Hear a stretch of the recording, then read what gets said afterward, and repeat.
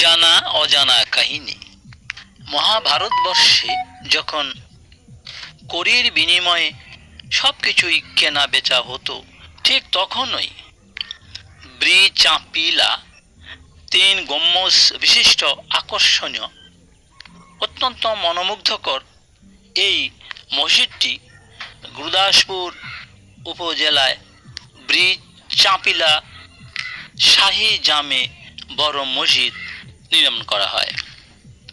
শত শত বছর ধরে সঠিক তথ্য পাওয়া না গেলেও এলাকাবাসী বাপ দাদার কাছ থেকে পর্যায়ক্রমে জেনে আসছেন মসজিদটির প্রতিষ্ঠাতা শাহী পরিবারের স্বনামধন্য ব্যক্তি জনাব মুন্সি এনায়েতুল্লাহ। উল্লেখ্য, শত শত বছর ধরে আল্লাহর এই মসজিদটি অক্ষত অবস্থায় আজও ঝকঝকে অবস্থায় দাঁড়িয়ে আছে। মনে হচ্ছে মসজিদটি আজও নতুন। ভারতবর্ষে সম্রাট শাহজাহান কর্তৃক বিখ্যাত তাজমহল আজও ঝকঝকে অক্ষত অবস্থায় দাঁড়িয়ে আছে। অনুরূপভাবে এই বিশাল মনোমুগ্ধকর আকর্ষণীয় শাহী মসজিদটিও ঝকঝকে অক্ষত অবস্থায় ব্রিচাপিলিয়া শাহী জামে বড় মসজিদ দাঁড়িয়ে আছে।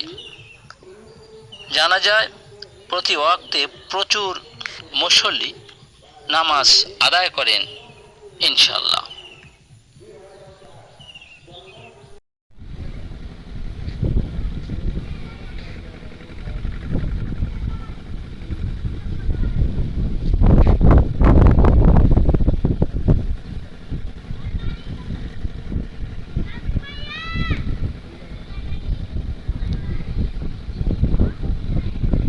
ব্রিচাপিলিয়া শাহী জামে বড় মসজিদে এখন আমি ও কায়সার হায়দার হেলাল আমরা নামাজ আদায় করলাম আসরের। এই মসজিদে সেই আকর্ষণীয় বিশাল তিনটি গম্বুজ রয়েছে। লোকজনকে জিজ্ঞাসাবাদ করলে কেউ বলতে পারেন না যে কত সালে প্রতিষ্ঠিত হয়েছে, তবে এটা বলতে পারে ব্রিটিশ আমলে এই শাহী মসজিদ নির্মিত হয়েছেন।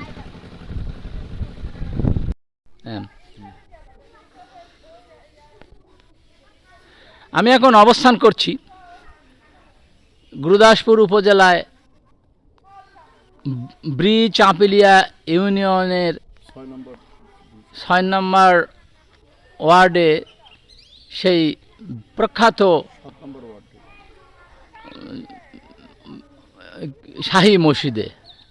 শাহী মসজিদ সম্পর্কে লোকজনের জিজ্ঞাসা করলে কত সালে প্রতিষ্ঠিত হয়েছে কেউ বলতে পারছে না, তবে একটু হলেও বলতে পারবে বলে আমার একটা বিশ্বাস। সেটা হলো হাতিন্দা ইউনিয়ন বিএনপির প্রাক্তন সভাপতি ও চামারি ডিগ্রি কলেজের অধ্যাপক জনাব কায়সার হায়দার হেলাল। কায়সার হায়দার হেলাল, আপনার কাছে আমার জিজ্ঞাসা, যেহেতু আপনি মসজিদ সম্পর্কে আপনার অনেক ধারণা রয়েছে, এই তো দেখতে পারলেন কয়েকজন লোকজনকে জিজ্ঞাসা করলাম, সে কে বলতেছে না, কে বলতেছে আমার বাপ দাদা বলতে পারবে না এটা কত সালে প্রতিষ্ঠিত হয়েছে। এই সম্পর্কে আপনি কিছু বলবেন। ধন্যবাদ সাংবাদিক আবুল বাশার ভাইকে আজকে এই সাক্ষাৎকার অনুষ্ঠানে আমাকে অংশগ্রহণ করানোর জন্য।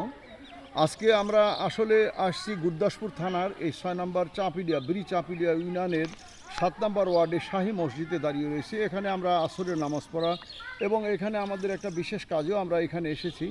আমার সঙ্গী সাংবাদিক আবুল বাশার ভাই এসেছেন। আসলে এই যে দেখছেন শাহী মসজিদে যে 3 গম্বুজ বিশিষ্ট মসজিদ, এই মসজিদটা আসলে একটা ঐতিহাসিক মসজিদ, বহু পুরাতন স্মৃতি বিজড়িত। সেই ব্রিটিশ পিরিয়ডের এখানে ধরেন এই শাহী মসজিদের স্মৃতি বিজড়িত বহু গল্প আমরা শুনি, বহুভাবেই শুনি। এবং এইখানে দেখেন এই যে শাহী মসজিদের উপরে দোয়েল পাখি সুন্দর ডাকছে।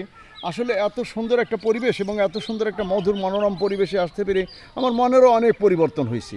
আমরা বহু পুরাতন এই ব্রিজ আপিলিয়া ইউনিয়ন, এই ইউনিয়নে আমরা আফতাব চেয়ারম্যান সাহেব ছিলেন, এখানকার চেয়ারম্যান, আমাদের সম্পর্কে দাদাও হতেন, রওশন খাঁ, মন্নাফ খাঁ এবং বিশেষ করে খাঁ সাহেবদের আমাদের সাথে পুটি খাঁ সহ আমার সব এগুলো আত্মীয় স্বজন আর কি।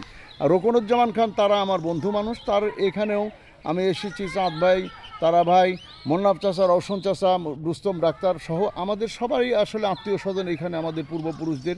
আমার দাদির অরিজিনাল বাড়ি এই ব্রিজ আপিলিয়া এখানেই ছিল। এই কারণে যে গুরদাসপুরের সাথে আমাদের সিংড়ার, বিশেষ করে আমাদের 6 নম্বর হাতিন্দা ইউনিয়ন এবং ব্রিজ আপিলিয়া 6 নম্বর ইউনিয়ন গুরদাসপুর, এই দুটোর মধ্যে একটা সাংঘাতিক একটা আত্মিক সম্পর্ক গড়ে উঠছে। আমরা এইখানে বহুবার এসেছি, এখানে আমরা আতিথ্যতা গ্রহণ করেছি আমাদের আত্মীয় স্বজন। তবে এই আমি ব্রিটিশ পিরিয়ড থেকে দেখছি যে এই মসজিদের যে চেহারা দেখছেন, সেই পুরাতন স্মৃতি বিজড়িত মসজিদ, বহু ঐতিহাসিক একটা মসজিদ। এই মসজিদে আমরা আজকে ইনশাআল্লাহ আসরের নামাজ পড়বো, আমি এবং বাসার ভাই সহ আমরা। এবং আমরা এই কথাটুকু বলবো যে এই যে স্মৃতি বিজড়িত আমাদের মুসলমানদের যে বিশেষ করে একটা ধর্মীয় মসজিদ, এই মসজিদ সারা দেশে বিভিন্ন প্রত্যন্ত অঞ্চলে ছড়িয়ে ছিটিয়ে রয়েছে। শাহী মসজিদ কেন নাম হয়েছে আপনি এই ব্যাপারে জানেন কি? শাহী মসজিদ আসলে এখানে সাহারা বসবাস করতেন যে রাজা বাদশার যুগে, সেই যুগের যে এই ব্রিজ আপিলিয়া রাজা বাদশারা বসবাস করতেন, সেই রাজা বাদশাদের স্মৃতির নাম অনুসারেই এটা শাহী মসজিদের নাম অনুকরণ করা হয়েছে আর কি। আমরা এই কারণেই এই মসজিদে আজকে এসেছি যে এই মসজিদটা দেখবো এবং এই মসজিদে আমরা আসরের নামাজও আদায় করবো ইনশাআল্লাহ দুইজন। ঠিক আছে, আপনাকে সুন্দরভাবে বলার জন্য বা সাক্ষাৎকার দেওয়ার জন্য আপনাকে অসংখ্য ধন্যবাদ।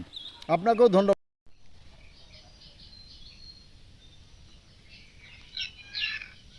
উপস্থিত সবার সুউজ্জ্বল ভবিষ্যৎ কামনা করে আমার চ্যানেলের পক্ষ থেকে প্রাণ ঢালা অভিনন্দন জানিয়ে আজকের মতো এখানে বিদায় নিচ্ছি। তবে হ্যাঁ, আবারও দেখা হবে। ততক্ষণ পর্যন্ত আমি আছি আপনাদের সাথে। ওয়ার্ল্ড টিভি নিউজ 24 থেকে সাংবাদিক আবুল বাশার রিপোর্ট।